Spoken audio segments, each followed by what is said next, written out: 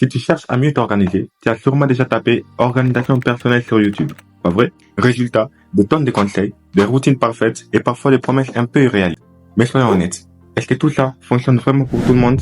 Pas toujours. Aujourd'hui, je vais te montrer pourquoi ces conseils ne sont ni totalement faux, ni toujours adaptés et surtout, comment tu peux t'organiser efficacement sans tomber dans la routine, sans procrastiner et avec une motivation qui dure. Alors, quels sont les conseils qu'on entend souvent? Fais-toi une routine du matin. Super idée. Mais si tu es quelqu'un de spontané, ces routines rigides peuvent vite devenir des cages. Résultat, tu te démotives. Utilise un planeur ou une to-do list. Oui, c'est utile. Mais si tu te contentes de lister des tâches sans hiérarchiser, tu risques de te retrouver débordé. Réveille-toi à 5 heures du matin. Honnêtement, ça marche pour certains, mais pour d'autres, ça crée juste de la fatigue et de la frustration. Bref, ces conseils ne sont pas mauvais, mais ils ne prennent pas en compte une chose essentielle. Ils ne prennent pas en compte toi, ton rythme, ta personnalité et ce qui te motive vraiment. Voici comment tu peux t'organiser efficacement sans te sentir piégé par des règles trop strictes. Premièrement, crée un système, pas une routine. Au lieu de suivre un planning fixe, crée des blocs de temps flexibles. Par exemple, matin, pour les tâches importantes. Après-midi, pour les créativités. Concentre-toi sur ta créativité, par exemple. Pas besoin de suivre une heure précise, juste un cadre global.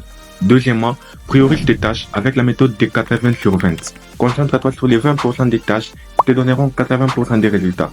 Ça t'évitera de perdre du temps sur des trucs inutiles. Troisièmement, incorpore des récompenses. Après une tâche importante, offre-toi une pause ou un petit plaisir. Ça peut être un jeu vidéo, je ne sais pas.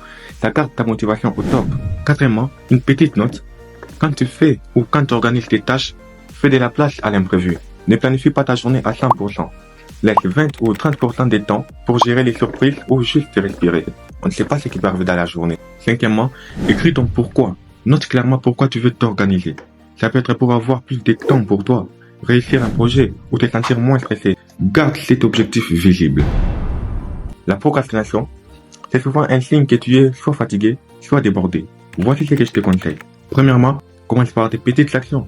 Si une tâche te semble énorme, divise-la en mini-étapes. Par exemple, au lieu de écrire un rapport, commence par créer une structure, centraliser les idées et ainsi de suite. Deuxièmement, supprime les distractions. Pas besoin de supprimer ton téléphone en tout cas. Et d'ailleurs, c'est avec ça que je viendrai vous faire les vidéos. Donc, pas besoin de supprimer ton téléphone pour toujours. Mais, active le mode avion pendant tes moments de concentration. Rappelle-toi ton objectif.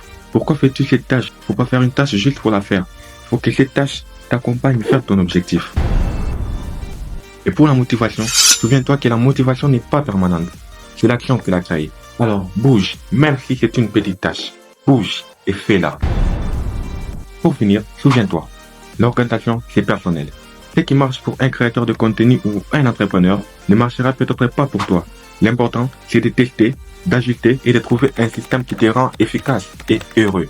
Alors, prêt à créer ton propre style d'organisation? Dis-moi en commentaire quel conseil tu veux tester dès aujourd'hui. On en discutera peut-être.